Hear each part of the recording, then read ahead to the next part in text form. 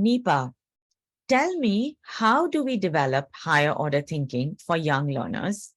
We often assume that this is either not necessary or it is not possible. How can we get maximum advantage of what the Bloom's taxonomy shows in planning lessons for third graders? Right, Tarana. First of all, it is necessary and it is possible. It is very much possible to initiate your young learners into thinking critically and moving towards higher order thinking skills. I have two main points to share with you. Number one, make your learners curious and make them independent and take responsibility about their own learning. By this, what I mean is make them curious about what next they can do. Don't let them stop at finishing their learning the moment you finish your lecture or the moment you finish your chapter. What next? What else can they get from the same content?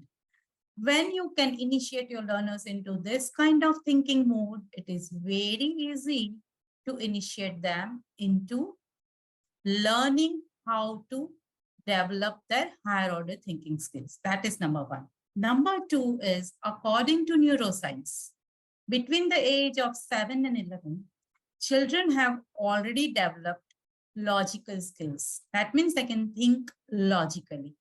They can also collect information related to world, and then they can pose questions related to that information. That means this is the right time for you to teach your learners how to develop higher order thinking skills. Now, I've been repeating this word.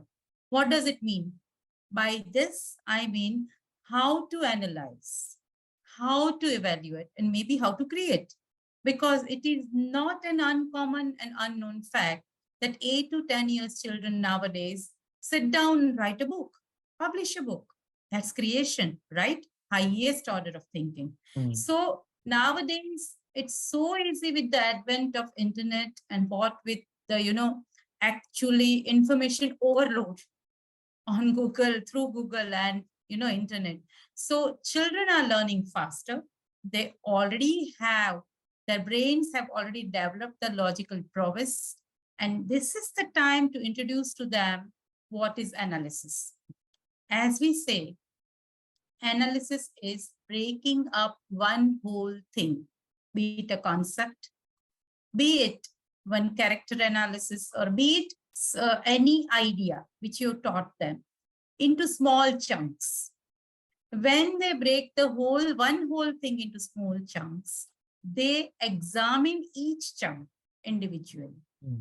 After examining, they derive their own conclusion about that specific chunk. Not only that, then they rebuild it and make one whole concept again. So this is what the analytic process is. And when you start teaching them, that's when the deeper understanding and deeper learning happens. If they can actually break up a concept and then rebuild it, that means there is nothing that will stop them from remembering it for the rest of their life. And this is what we call, deeper learning and deeper understanding. So this is the right time for you to push boundaries, to actually get them into compare and contrast thing, to distinguish, one thing from the other, to find similarities, to find differences, and then slowly lead them towards the path to analyze. So as a teacher, your role is just to guide them. Yes. Additionally, you can also teach them how to actually compare and contrast in their real life. Do not just stop at giving the examples of chapters. Actually, provide them analogy which is so similar to their real life and see how they grow, how they bloom into a good analytical thinker. So I would say that after you've actually initiated them, again, keep encouraging them to relate their newly found skill to the real world. And that is what a real facilitator, a real teacher has to do. So do not ever think that you cannot develop your young learners into analytical thinkers, or you cannot introduce other three levels of Bloom's taxonomy into your lesson. You can, and we'll soon see how you can. Hmm. So now, can you please give us an example of how to design activities for third graders and elaborate on applying the Bloom's taxonomy higher order skills? Definitely. Let us take an example of chapter 3, grade 3, right? An 8-year-old child who studies this chapter, an enormous turnip. It's a short story, and you'll find a lot of repetition. It's a very, very short story, and to an adult learner, it would not make much sense. In fact, an adult learner could ask question, why is it here even, right? But it has reasons to be here. There is a lot of repetition of the same actions, only the characters change. And it is about an old man sowing the seeds of turnip, and then the turnip grows, and it grows into a mammoth size, and then he tries to pull it up, but he cannot do it, so he seeks help from an old woman and then two little children, and finally they're successful. So in a sense, the story doesn't have a great message, but for a grade 3 learner, there are so many activities you can think of. So let us start at the bottom of the Bloom's taxonomy. That is remembering. So you can design an activity such as, you can just put 4 characters, 4 pictures, drawn by you or some taken from internet on the whiteboard, or pin them on the bulletin board and tell them that order this picture right in the order of their appearance in the story. Right. So that is remembering. Then we move on to understanding. You can create 3 to 4 questions. It could be multiple choice question, or it could be just short answer question. You again have a choice. Either you can, ask them verbally and have them answer you verbally, or you can ask them to write down the answers. That is understanding. If they've understood, they'll be able to write the answers. Then we come to applying. Now, when you look at the chapter, you tell them, the story is very good, kids, but now I want more. Let us write down some dialogues and let us extend the story. So with your help, they'll start writing the dialogue, and then you can ask them to enact that story.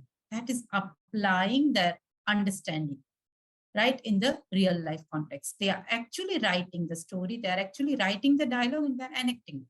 And they would love it, I can assure you. Now comes the glitch.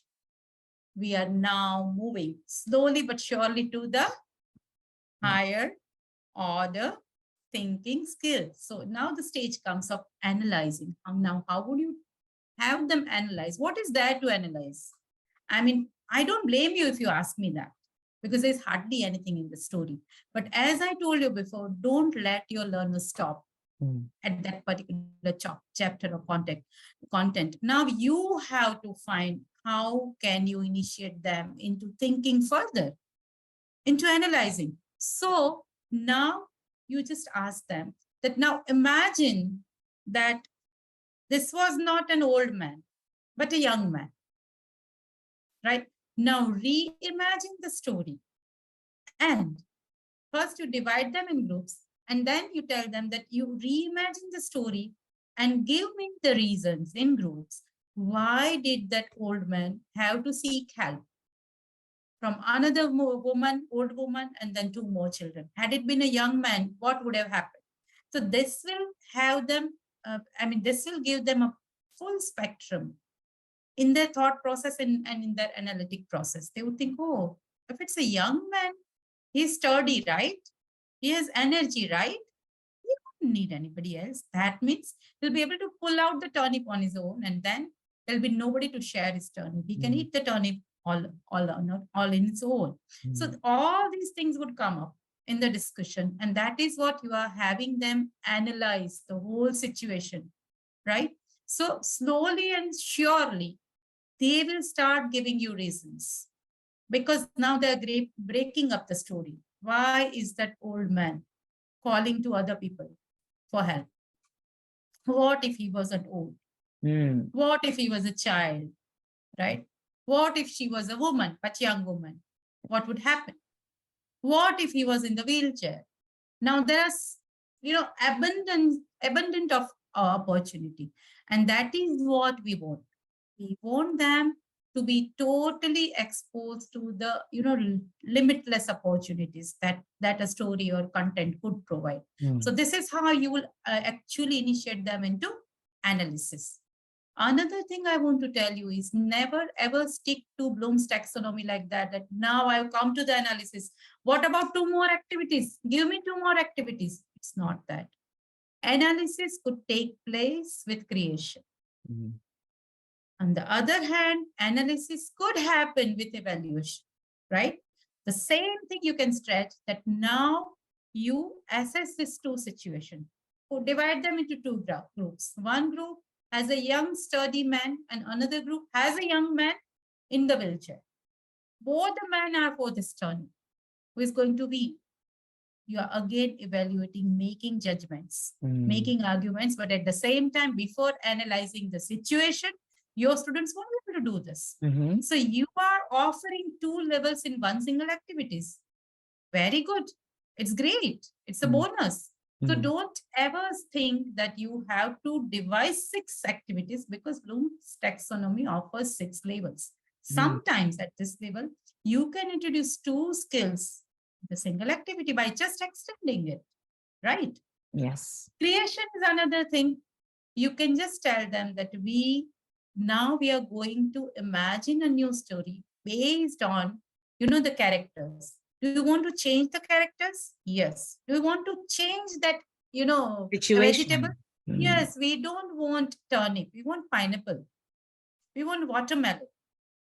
We don't want it to be in a rural setup. We want it in a farmhouse. And then, you know, let their imagination run amok. You'll get a whole new brand story in front of you, maybe much more powerful than what is given in the text. So, as you can see, all six levels are very much possible in young learners. All I would caution you here is do not expect too much in terms of writing. Mm. Remember, they are 8 years old. Yeah. So, encourage speaking, encourage fluency here. You've got golden chance to encourage speaking here. And you'll end up developing a lot of fluency here. For any other questions related to developing activities, in related to Bloom's taxonomy, please post your questions, below in the link, and we'll just get back to you in due time. Thank you. Thank you, Nipa. Yeah, the Bloom's taxonomy offers us a guideline. It doesn't have to be linear, but as long as we Exactly. use it to get inspired to push our own designing skills, lesson designing skills, and pushing the children's capacities, I think it is a wonderful roadmap. So thank you so much for this section. And like Nipa said, please send us your questions through the link below. Thank you. Thank you. Thank you all, and happy teaching to all of you. Yes, happy teaching.